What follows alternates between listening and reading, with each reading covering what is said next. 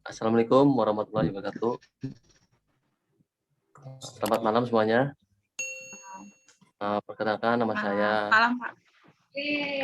Pak Afrizal dari SMA Sultan Gunung Jati Cirebon.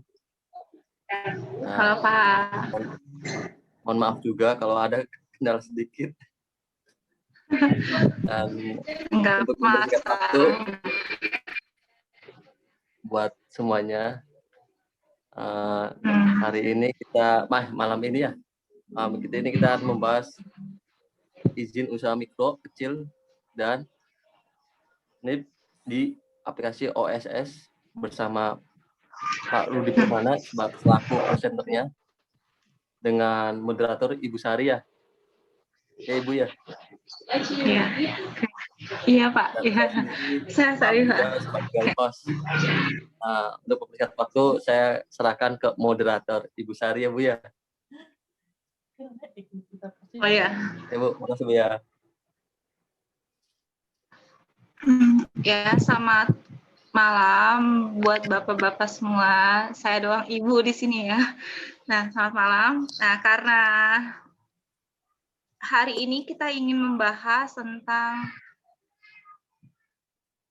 membuat IUMK dan NIB di aplikasi OSS. Hambatan saya juga, saya mohon maaf atas sinyal yang dari jauh, dari Papua Barat tadi, ya kan. Nah, minta maaf juga karena keterlambatan tadi. Nah,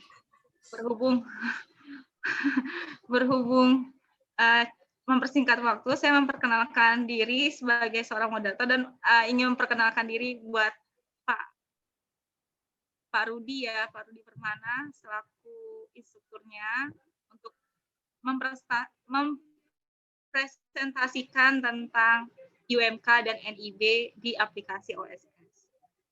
Sebelumnya, supaya para audiens bisa mengetahui siapa pemateri kita, saya akan membacakan singkat biodata Bapak Rudi.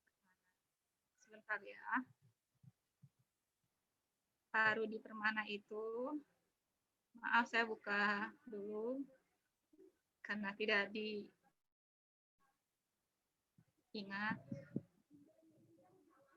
Nah, Pak Rudi Permana itu, namanya Rudi Permana, lahirnya di Cirebon, tanggal 15 Februari tahun 91. Kok sama ya Pak dengan saya Pak?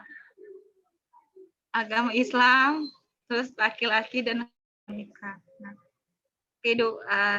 pendidikan formalnya, itu banyak sekali ya di sini. Dari nggak usah dibaca Pak, pendidikan terakhirnya itu dari Institut Agama Islam Bunga Bangsa Cirebon, jurusan S2 Manajemen Pendidikan. Lalu prestasi dan pelatihan apa yang sudah pernah diraih? Terakhir Pak Rudi pernah disertifikasi sebagai pendamping UMK dan mendapatkan BNSP. Lalu sertifikasi operator komputer muda BNSP.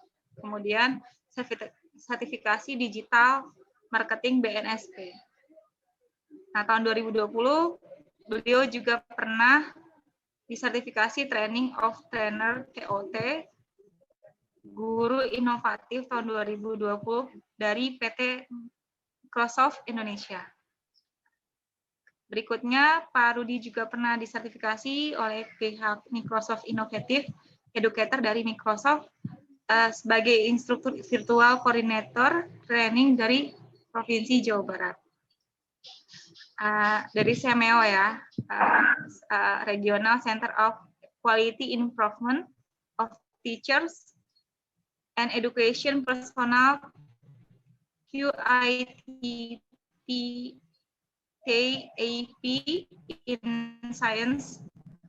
Lalu Pak Rudi juga disertifikat handler dari Dinas Kesehatan Kota Cirebon. Nah, banyak prestasinya ya. Jadi karena udah banyak juga, terus Pak Rudi juga pernah disertifikasi sebagai hipnosis atau CHBIBH, sertifikasi hipnoterapi dari praktisi hipnoterapi Muslim Indonesia. Nah, karena sekian banyaknya, skill yang Pak Rudi punyai adalah mampu mengoperasikan Microsoft Office ya. Lalu Pak Rudi juga mampu maintenance troubleshooting komputer and laptop. Nah, juga mampu menghipnosis. Wah, hebat ya Pak. Lalu sosial media optimasi, Facebook, Instagram, dan Google Ads. Nah, sekian banyak hal yang Pak Rudi miliki. Jadi kalau mau bertanya lebih lanjut mungkin bisa hubungi dan bisa saya share tentang biodata Pak Rudi sendiri. Berhubung hari ini kita akan membahas tentang IUMK dan NIB di OSS, untuk mempersingkat waktu, boleh saya persilakan untuk Pak Rudi memaparkan materi yang akan dibawakan oleh Pak Rudi hari ini. Oke, terima kasih Bu Ignatia Persiska ya. Iya, Jadi panggilannya siapa? Sari.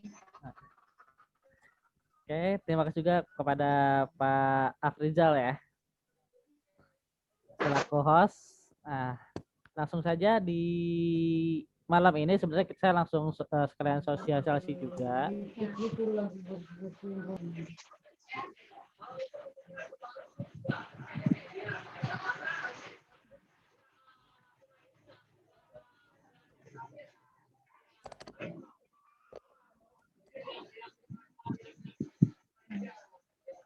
Saya langsung share screen aja.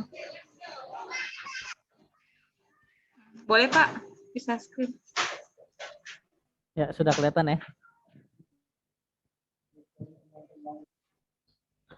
Nah, jadi OSS ini sebenarnya perizinan secara nasional. Jadi selama ini perizinan itu kan hanya IUMK dan NIB kalau yang ingin nasional, yang secara nasional. Cuma nanti akan ada perubahan di Juni 2021, itu adalah perizinan berbasis risiko. Nah, jadi kalau Bapak Ibu di sini mau buka usaha, izinnya sekarang aja gitu. Karena tidak berbasis risiko dan lebih mudah gitu. Hanya isi formulir di online dan langsung jadi perizinannya. Kalau usahanya belum ada, bikin aja dulu namanya gitu kan. Misalkan mau bikin nama usaha apa, bikin buka kursus apa. Gitu. Nah itu enaknya. Karena kalau udah lewat Juni, nanti perizinan itu akan sedikit lebih ribet dibanding yang sekarang. Kayak ini tampilannya untuk membuat perizinan itu buka di OSS. Nah, OSS ini adalah lembaga Badan Koordinasi Penanaman Modal, Pelayanan Perizinan Berusaha terintegrasi secara elektronik. Jadi kalau misalkan, kalau dulu kan kita bikin usaha itu harus RT, RW, kelurahan kan. Nah, kalau sekarang cukup di online saja, itu udah diakui secara nasional.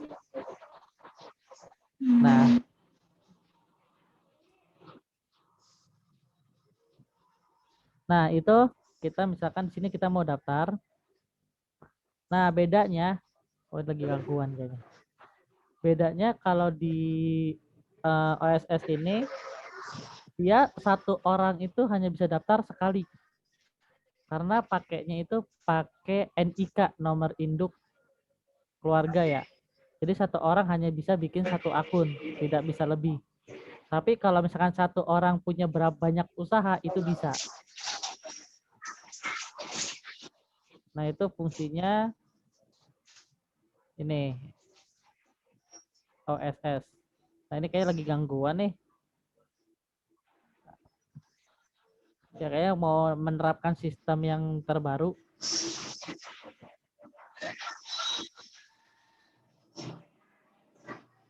Buat website yang yang berbasis.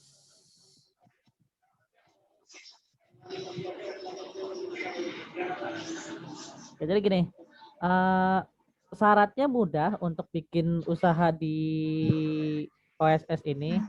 Cukup nik, data pribadi lah, NPWP, terus nama usahanya apa, bidang usahanya apa, modal usaha, dah cukup itu aja.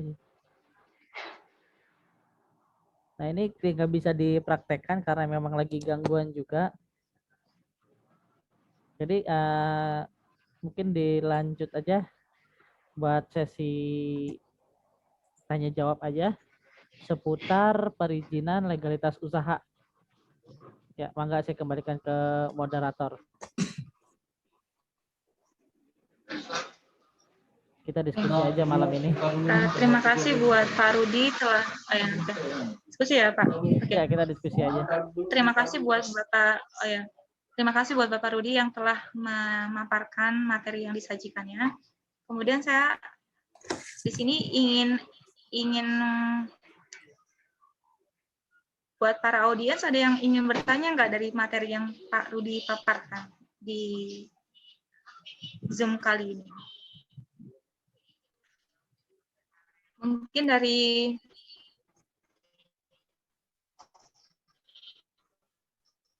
Pak Afrizal mau bertanya? Pak Afrizal? Pak Afrizal mau bertanya mungkin Pak Afrizal?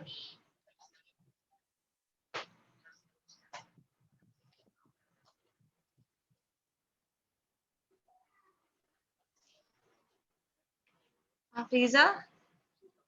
Enggak.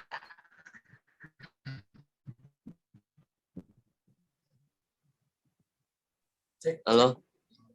Atau Nah, mungkin kalau buat- Pak Ujang mau Halo, cek. bertanya? Cek. Nah, Pak, mau nanya Pak, kalau misalnya kalau orang awam kan kayak saya nih baru mau buka usaha, itu apakah harus ada usaha dulu baru izin atau izin dulu baru ada usaha? Nah, seperti itu aja Pak. Mbak usaha dari oh ya. Oke.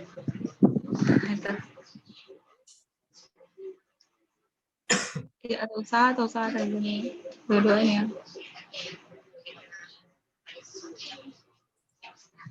Mantap nih Pak Rizal, pertanyaan izin dulu baru usaha, apa usaha dulu baru izin?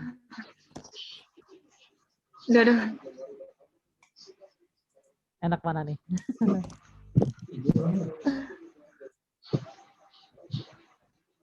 Sebenarnya kalau misalkan izin dulu baru usaha, itu kita harus punya gambaran dulu. Mungkin. Kita punya gambaran dulu, kira-kira kita mau buka usahanya di bidang apa, modalnya berapa, tempatnya di mana. Jadi ibaratnya proposal bisnisnya udah ada gitu. Kita bisa ngurus perizinannya nggak apa-apa. Kita udah punya konsepnya dulu nih. Gitu, usahanya bidang apa dengan modalnya berapa, tempat di mana, ya dan lain sebagainya disiapkan. Itu nggak masalah, ngurus izinnya dulu. Gitu. Karena nanti pas di perizinan pasti ada sih tempat, jumlah karyawannya berapa, terus kira-kira omset perharinya berapa gitu kan. Ibaratnya kita masih pakai hayalan dulu nggak masalah tuh dalam ngurus izin. Nah, kalau misalkan udah punya usaha itu dibikin izin, itu kan buat lebih ke legalitas biar diakui.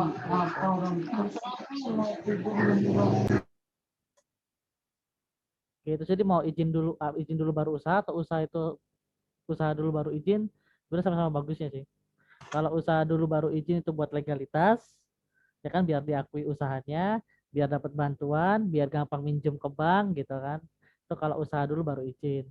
Tapi kalau izin dulu baru usaha, nah ini setidaknya hanya sebuah angan-angan dulu sih, gitu. Supaya memicu kita biar beneran buka usahanya gitu. Tidak hanya sebatas legalitas usaha, tetapi usahanya belum ada dan belum jalan. Gitu Pak Rizal.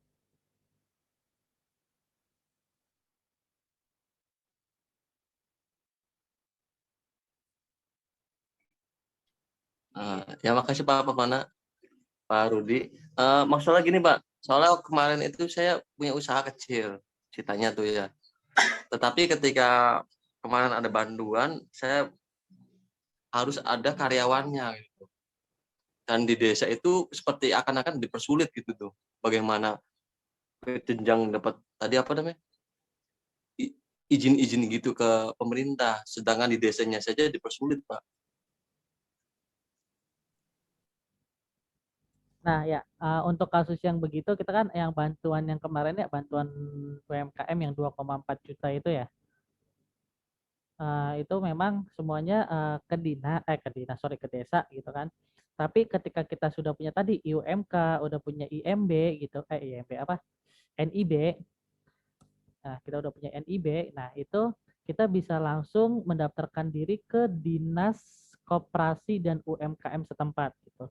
Jadi tidak perlu lagi lewat desa yang memang biasanya dipersusah dan juga kadang berkasnya juga nggak nyampe ke dinas gitu. Makanya biar lebih mudah, kalau misalkan itu bikin perizinannya langsung via tadi via OSS, tinggal diisi formnya aja, dicetak, lalu dikumpulkan di dinas UMKM langsung gitu. Nah sekarang kan mumpung lagi buka nih sampai akhir bulan ya, untuk penerima bantuan tahap berikutnya tahap 2021 gitu. Jadi bisa diajukan juga gitu. Lagian buat di NIB ini, di NIB, UMK, di OSS itu paling lama 10 sampai 15 menit lah untuk pengisian formulirnya. Gitu Pak Rizal.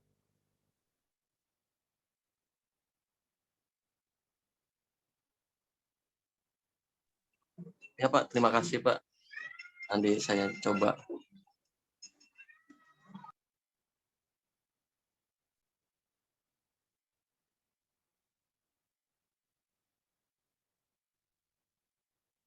Boleh bertanya Bu Sari?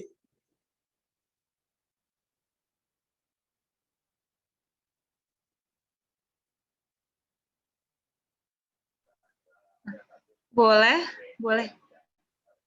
Boleh. Pak Ujang mau bertanya? Ya, silakan. Ya, sedikit saja kepada Pak Rijal, Pak Rijal, kepada Pak Rudi. Begini Pak, tadi kan masalah perizinan ini sangat praktis sekali ya.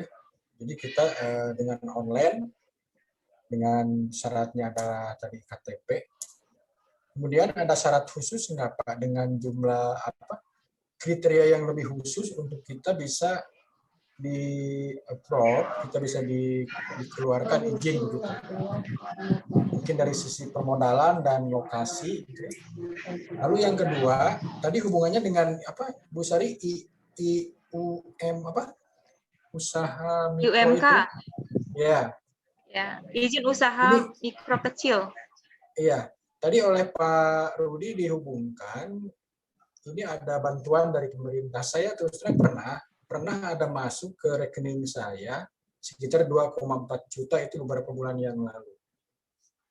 Lalu saya bingung ini uang apa begitu kan? Lalu apakah uang ini dicairkan atau tidak kan gitu?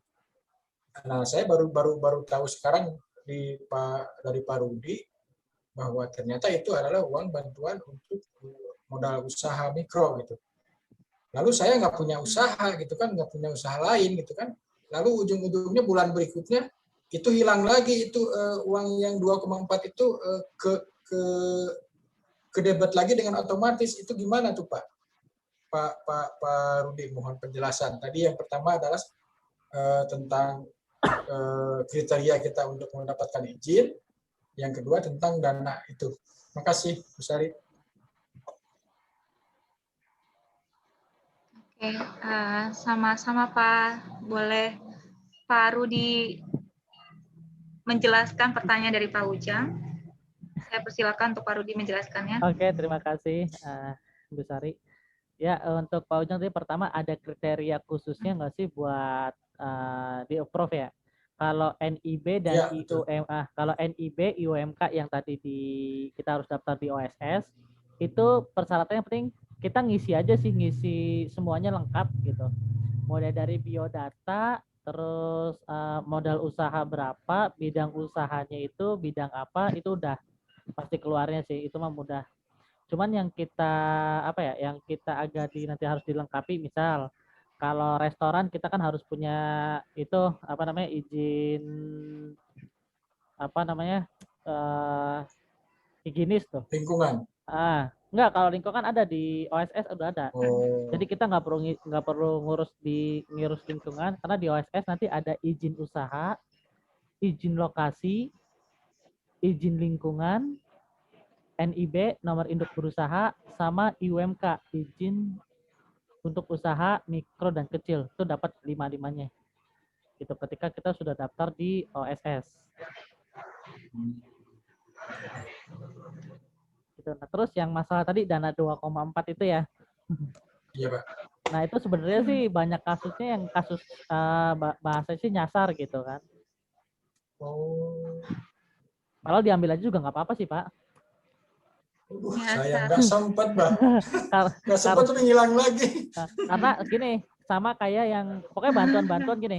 Ketika ada dana masuk bantuan dari pemerintah nggak diambil, pasti ketika ada tempo 2 bulan itu pasti ditarik lagi. Gitu. Jadi misalkan kita dapat dana gitu kan, kita cek aja ke bank ini sumbernya dari mana. Kira-kira oh ini sumbernya dari bantuan pemerintah, ya udah tarik juga nggak apa-apa gitu. Tapi kalau misalnya kita nggak ngeras, kalau tarik kan lumayan buat biarnya modal usaha beneran gitu kan. Betul, betul. Nah sebenarnya yang kemarin juga Cuma gitu gini, sih. iya Pak Rudi, gini, saya berpikir gini, ini bantuan, maaf ya, karena saya udah ASN, apakah ini bantuan ada kriteria untuk atau syarat-syarat untuk yang bersangkutan gitu. Jadi akhirnya saya cuek gitu kan.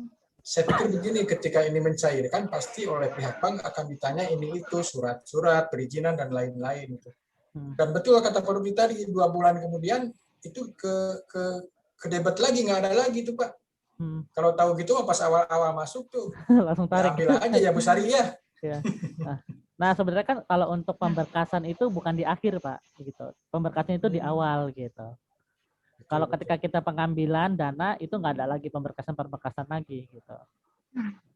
Nah sebenarnya untuk yang ASN ini kalau misalkan mau buka usaha gitu kan itu diusahakan sih namanya itu bukan nama kitanya gitu. Apalagi kita misalkan PNS gitu kan. Bisa pakai nama misalkan istri yang belum PNS, adik gitu kan. Nah soalnya kalau PNS takutnya ribet di perpajakan juga gitu kan, dan kita juga nggak bisa bikin PT juga kan, bikin perusahaan untuk yang pegawai. Oke, kasih jelas sekali Pak Rudi penjelasannya. Hebat. Soalnya gini Pak, mohon maaf ya Pak Penyala. Soalnya kemarin saya juga karena profesi sebagai guru dan untuk mensejahterakan keluarga juga ya ibaratnya tuh ya, kemarin itu saya mengajukan usaha di desa itu harus pakai malah apa namanya kayak koperasi gitu yang banyak apa namanya. Jadi suatu grup gitu Pak. Jadi orang-orang keluarga saya tuh jadi karyawannya saya dan saya jadi yang buka usahanya di desa tuh Pak. Jadi ketika pengajuan usaha di desa nggak bisa, makanya ketika pengajuan ke bank juga dipersulit gitu karena di desa juga nggak diizinkan gitu. Iya, pengajuan seperti KUR Pak, seperti itu tuh. Apakah KUR sama atau bedanya gitu?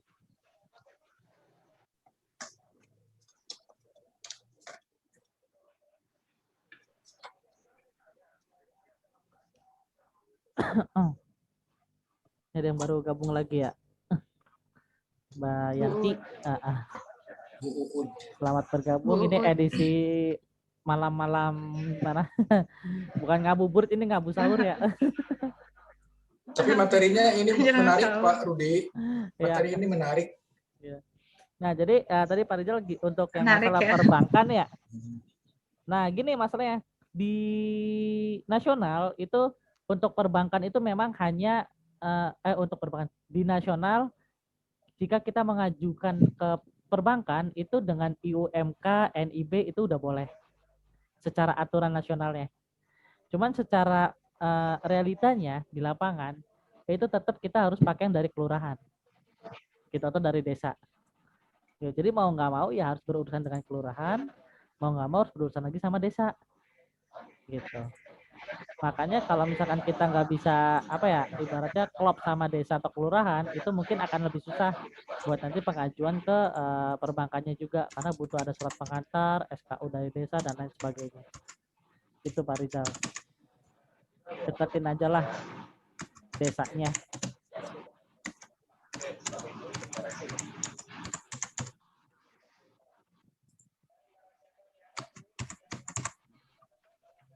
Udah.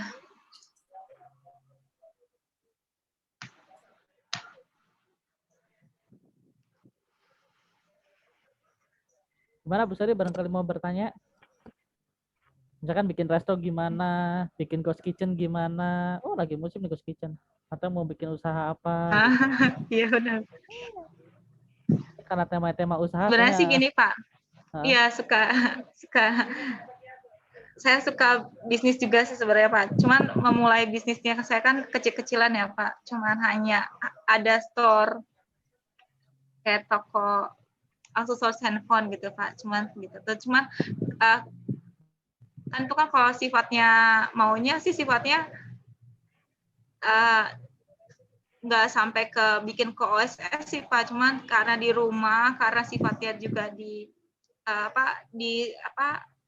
kayak di kios gitu. Nah itu makanya apa perlu juga sih kayak gitu dibikin ke OSS atau izin usaha gitu, perlu nggak sih kayak gitu kalau untuk yang usaha mikro kecil itu di OSS? Tapi nanti ada pajaknya Pak. Kalau di mikro OSS. Ya rata-rata gini ya, bingung kena pajak. Sebenarnya kalau OSS sih hanya legalitasnya saja sih, pajak berbeda lagi.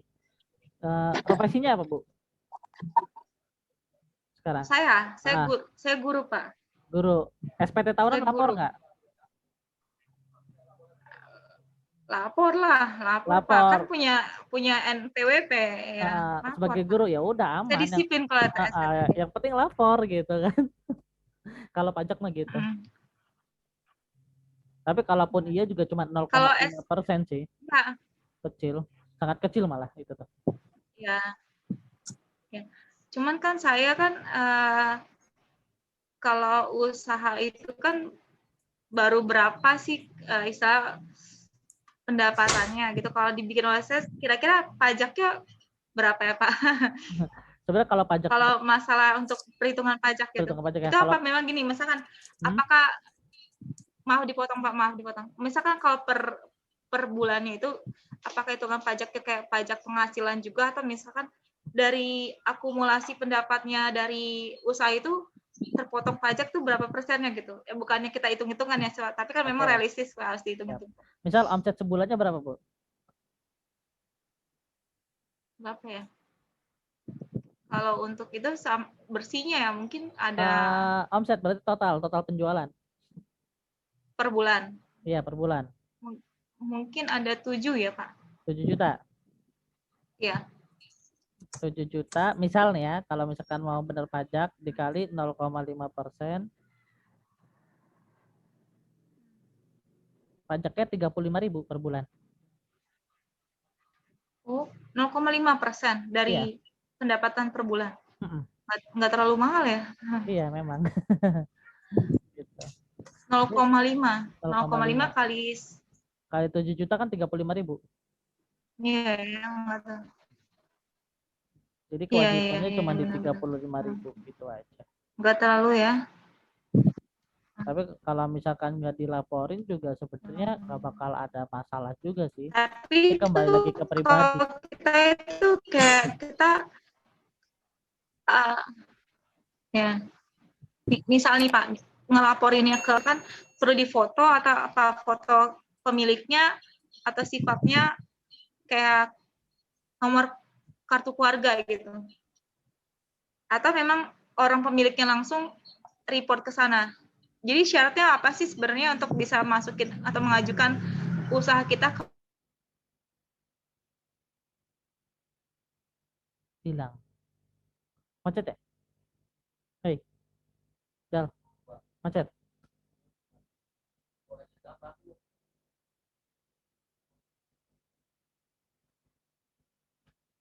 Oh, sumber sinyalnya